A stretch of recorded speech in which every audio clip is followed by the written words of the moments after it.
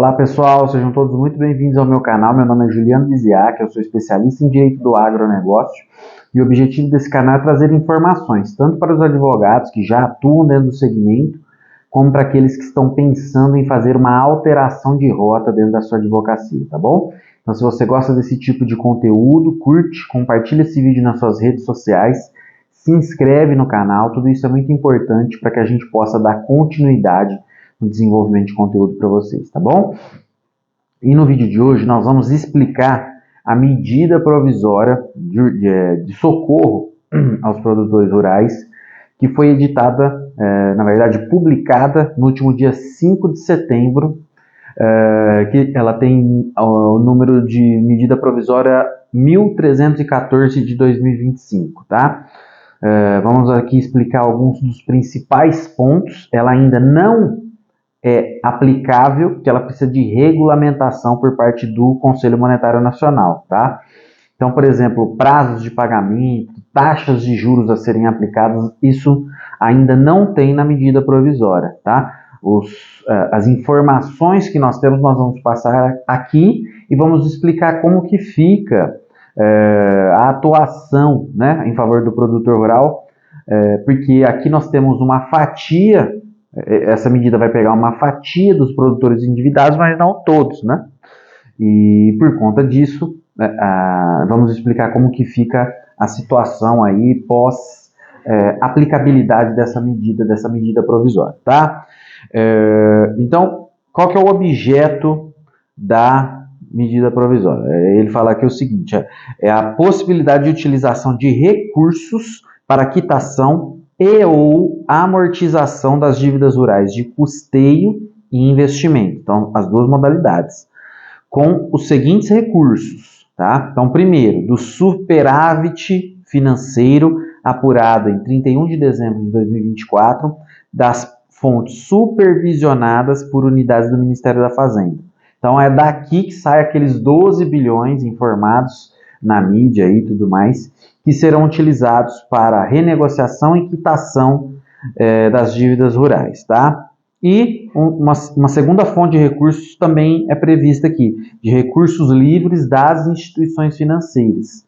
E aí nós vamos explicar a diferença de cada uma e, sem dúvida nenhuma, a melhor alternativa para o produtor é a utilização dos recursos provenientes do Ministério da Fazenda, que aqui pelo que indica, vão acontecer quitações de dívidas e amortizações, tá? Então, para se beneficiar dessa fonte, dessa linha de recursos proveniente do Ministério da Fazenda de 12 bilhões, quais são os requisitos que vão ter que ser preenchidos, tá? Então, primeiro, limite de orçamento, 12 bilhões. Então, assim, se nós tivermos, esse número eu não tenho aqui, mas vamos supor que dentro dessa faixa de produtores, vamos supor que nós tenhamos 50 bilhões em dívidas. Fica evidente, então, que uma parte desses produtores não serão cobertos pela medida por falta de orçamento, tá? Segundo ponto, quais são as operações que poderão ser beneficiadas aqui? O custeio, mesmo que já tenha sido objeto de prorrogação ou negociação. Investimento, mesmo que tenha sido objeto de negociação ou prorrogação. CPR, Cédula de Produto Rural, emitida pelas instituições financeiras, também poderão ser beneficiados aqui pela medida. E os créditos aí que estiverem sob o amparo dos programas PRONAF, PRONAMP e Agricultura Empresarial. Então, pela redação da medida, tanto faz se a operação foi feita sob o amparo do PRONAF, PRONAMP ou Agricultura Empresarial. Em tese, todas as linhas serão beneficiadas, mas a própria medida provisória fala em prioridade das duas primeiras categorias, PRONAF e PRONAMP, certo? Então, isso dá a entender de que vai haver uma prioridade, inclusive, da análise dos pedidos de PRONAF e PRONAMP, tá? Então, quais as operações? Custeio, investimento e cédulas de produto rural. Período de contratação que serão abrangidas. As contratações ou as emissões que tiverem sido feitas até 30 de junho de 2024. nas contratações que foram feitas depois desse período, não serão beneficiadas pela medida, não entrarão na medida. É por isso que eu disse que o governo fez um recorte. Com o orçamento ele não ia conseguir absorver todos os produtores endividados, então ele fez um recorte. Nós vamos pegar as contratações que foram feitas até 30 de junho. Dali para frente não vai ser beneficiado pela medida, certo? Além disso, tem que estar adimplente com as instituições financeiras, ou seja, tem que estar em dia até 30 de junho de 2024. Quem estava inadimplente nesta época, em 30 de junho de 2024 até 30 de junho estava inadimplente, também não participa dos benefícios dessa medida provisória. Então, nós vamos verificando aqui alguns pré-requisitos que vão dando uma selecionada e fazendo um funil aí em cima dos produtores, tá?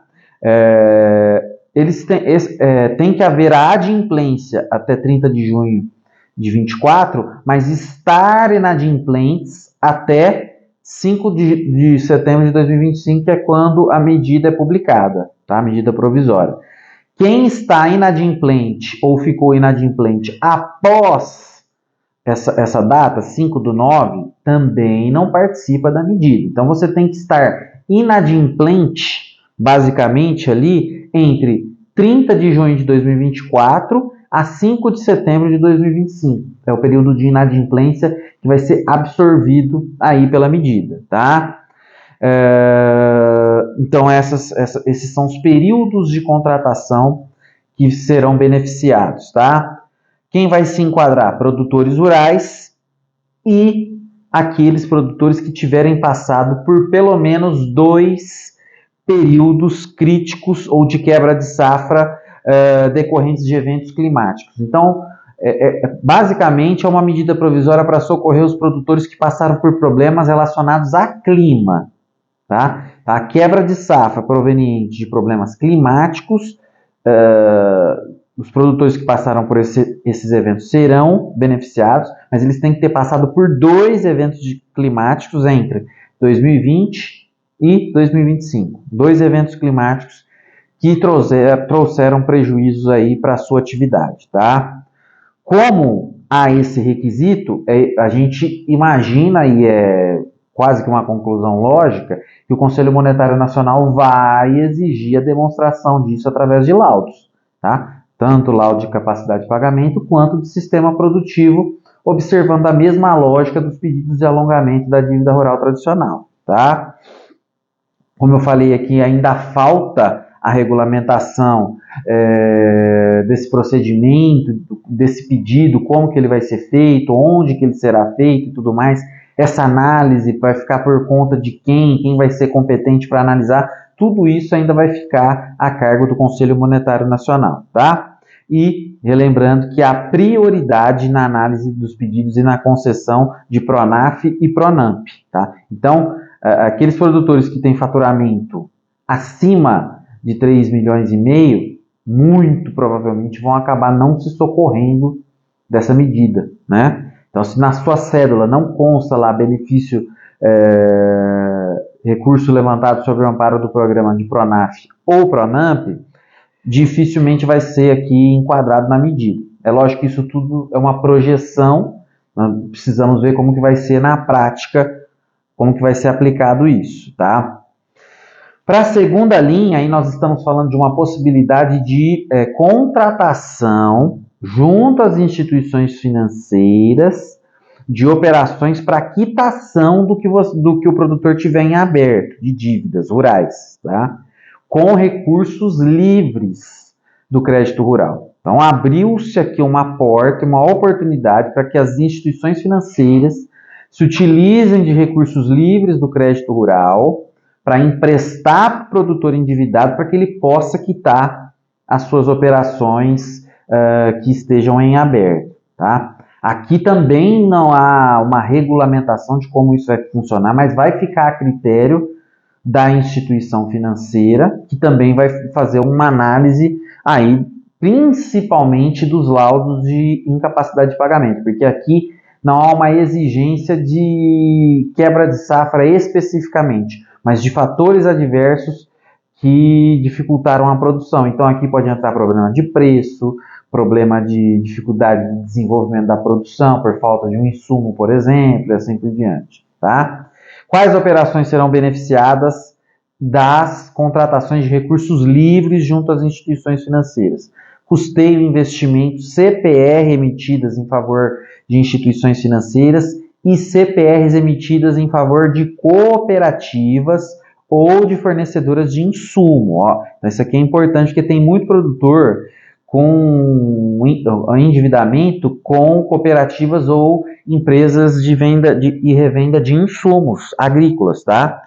Então, quem tem dívidas de CPR junto a essas empresas emitidas até 30 de junho de 2024, que estejam adimplentes até 30 de junho de 2024, poderão pleitear nas instituições financeiras uma linha de crédito para quitar as operações lá com as empresas de insumo e aí fazer o parcelamento da dívida junto com a instituição financeira que te liberou o crédito, tá? Aqui serão beneficiados Pronaf, Pronamp e Agricultura Empresarial também, tá? Também serão beneficiados aqueles produtores que contrataram empréstimos pessoais junto às instituições financeiras e que comprovadamente tenham utilizado o recurso para quitar operação de crédito rural. Tá? Por quê? Porque nesse caso o produtor que fez isso, ele está pagando e está gastando muito, está pesado para ele. Né? Então vai ter essa possibilidade dele levantar uma operação de recurso livre com juros baixos para quitar a operação que ele levantou com juros mais altos e que direcionou para a quitação de operações de crédito rural. Foi feita essa observação e possibilidade aqui, tá? E todas aquelas operações que não conseguirem ser abarcadas lá pela primeira hipótese, decorrente dos recursos lá do orçamento de 12 bilhões, também poderão aqui buscar a contratação desse crédito junto às instituições financeiras com recursos livres, tá? Então, quem se enquadra são os produtores rurais que apresentem dificuldades no fluxo de caixa devido ao impacto acumulado de perdas decorrentes de eventos adversos. Então, veja que não é só quebra de safra por eventos climáticos, aqui entra preço, que aconteceu muito nesses últimos anos, dificuldade de comercialização e assim por diante. Tá? E aí, evidentemente, que vai haver primeiro, a regulamentação por parte do Conselho Monetário Nacional. Segundo, que caberá à instituição financeira analisar todas essas questões, tanto de incapacidade de pagamento, quanto da situação que acometeu o produtor. Necessariamente vai ter que ser comprovado através de laudos, certo? Aqui, este segundo ponto, eu já posso adiantar, não com certeza absoluta, mas com uma certa previsibilidade, né? De que, evidentemente, que não vão ser todos os produtores que vão conseguir acessar isso aqui, porque as instituições financeiras vão fazer um crivo pesado em cima dessa contratação, acredito eu, e com esse funil que as instituições fazem para liberar esse crédito, e que normalmente fazem, tenho certeza que muitos terão dificuldades em acessar esses valores. Atuação do advogado em cima da MP. Primeiro, a MP não exclui os pedidos de alongamento, porque, como visto aqui, existe uma fatia de produtores que serão beneficiados, e aqueles que não conseguirem ser beneficiados ainda poderão se socorrer do pedido tradicional de alongamento. Então, esse é um ponto. Segundo ponto, o ideal aqui para o produtor rural se já tem um advogado que está fazendo os trâmites do alongamento, buscar